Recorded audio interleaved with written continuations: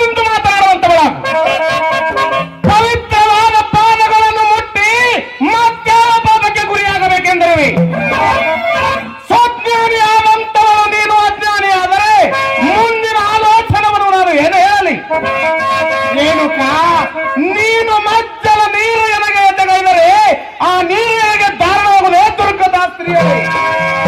ಬೀಳು ಬೀಳು ನಿನ್ನ ಮಂತ್ರ ಕುಮಂತ್ರಗಳನ್ನು, ಹೋಮಕ್ಕೆ ಸಿದ್ಧವಾದ ಸಾಮಗ್ರಿಗಳೆಲ್ಲವೂ ಹಕ್ಕಿ ಪಾಲಗಿ ಮಾಡಿಬಿಟ್ಟರೆ ನೀಚಾತ್ಮನೆ.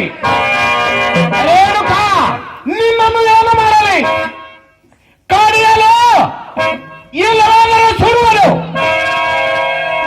ಇಲ್ಲವಾದರೆ ನಿನ್ನನ್ನು ಕರ್ಕಸದಿಂದ ಕರ್ರನ್ನು ಸುರಿಯಲು, ಇಲ್ಲವಾದರೆ ನಿನ್ನ ಸರ್ರನ್ನು ಸೂರಿ ಹಾಕಲು.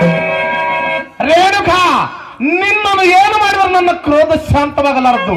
ರೇಣುಕಾ, ನಿನ್ನ ಮೇಯಲ್ಲಿ ಕೆಟ್ಟ ಮಹಾರೋಗವರಿಯಲ್ಲಿ ಹೊರಟು ಹೋಗುವಂತ ಹೋಗಿಲ್ಲ ನನ್ನ ಶಾಪ ನಿನಗೆ. ಜೈ ಶಂಕರ.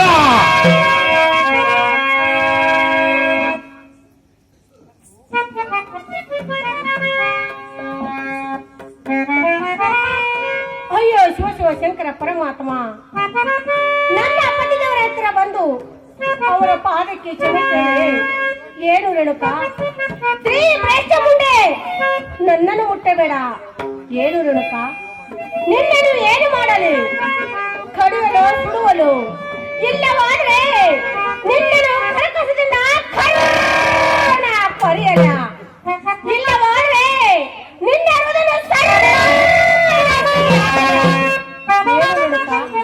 ನನ್ನನ್ನು ಮುಟ್ಟಬೇಡ. ನಿನ್ನ ಮೈಯಲ್ಲಿ ಕೆಟ್ಟ ಮಹಾರಗಳನ್ನು ಶಾಪಿಟ್ಟವರು. ಅಯ್ಯೋ, ನನ್ನನ್ನು ಈಗ ಯಾರು ಮುಟ್ಟಿದಂತೆ ಇರುವುದು? ನನ್ನ ಮೈಯಲ್ಲಿ ಮಹಾರವ ಇರುವುದು. ಆಗಲಿ, ನನಗೆ ಬಂದದ್ದು ಬರಲಿ, ಆ ಸದ್ಗುರು ದೇವನ ಮೇಲಿರಲಿ. ಆಗಲಿ, ಈ ನನ್ನ ಮೈಯಲ್ಲಿ ಇರುವ ಮಹಾರೋಗನ ನಾನು ಒಳಗೆ ಬರುತ್ತೇನೆ. ಪತಿದೇವರೇ, ಕೆಟ್ಟ ರೋಗ ಏನು ತಂದೆಯವರೇ, ನನ್ನ ಪತಿದೇವರ ಪೂಜೆಗೆ ಶರಪಿನ ಸೀಮೆಯನ್ನು ಮಾಡಿ ಮೊಳನೆ ಕೊಡವನ್ನು ಮಾಡಿ ನದಿಗೆ ಹೋಗಿ ಅವರ ಪೂಜೆಗೆ ಸೀತಾ ನೀರನ್ನು ತೆಗೆದುಕೊಂಡು ಬರುವ ಸಮಯದಲ್ಲಿ ಚಿತ್ರಗಾಂಧರ ರಾಜರ ತನ್ನ ಪತ್ನಿಯರು ಕೂಡ ಕ್ಷಣ ಕೀಳು ಆಡುವ ಸಮಯದಲ್ಲಿ ಮನಸ್ಸೊತ್ತು ಕ್ಷಣ ಮಾತ್ರ ನಿಂತುಕೊಂಡಾಗ ಉಸಿರು ಕೂಡ ಒಡೆದು ಹೋಯ್ತು. ಆದಿಶೇಷನು ಹೊರಟು ಹೋದನು. ನಾವು ಕೂಡ ನನ್ನ ಕೈಗೆ ಸಿಗಲಿಲ್ಲ. ಆದಿಶೇಷನು ಕೂಡ ನನ್ನ ಕೈಗೆ ಸಿಗಲಿಲ್ಲ. ನನ್ನ ಪತಿದೇವರ ಹತ್ರ ಬಂದು ಅವರ ಪಾದಕ್ಕೆ ಕ್ಷಮೆ ಕೇಳಿದ್ರೆ ಅವರೇನು ನಂಬಲಿಲ್ಲ. ಏನು ರೇಣುಕಾ, ಸ್ತ್ರೀ ಭ್ರಷ್ಟ ಮುಂಡೆ, ನನ್ನನ್ನು ಮುಟ್ಟಬೇಡ. ನಿನ್ನನ್ನು ಏನು ಮಾಡಲಿ?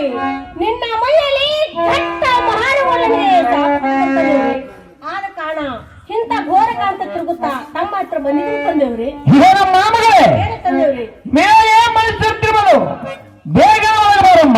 ಏನು ತಂದೇವ್ರಿ? ನನ್ನ ಮೈಯಲ್ಲಿ ಕೀವಾನ ತ್ರಾಸ ಬರ್ತಿರುವುದು. ಹೇಗೆ ಬರ್ಲಿ ತಂದೇವ್ರೆ ನಿಮ್ಮ ಮನೆಯಲ್ಲಿ? ಇಂಥ ಕೀವನ ತಕ್ಕ ಶೇಷತಕ್ಕ ಮಕ್ಕಳು ನಾವಲ್ಲ. ಬೇಗ ಬರಮ್ಮ, ನಿನ್ನ ಮೇಲಿನ ಮಾನವ ಉದ್ಧಾರ ಮಾಡಿ ಕಳಿಸುತ್ತೇವೆ. ಆಯ್ತು ತಂದೇವ್ರಿ.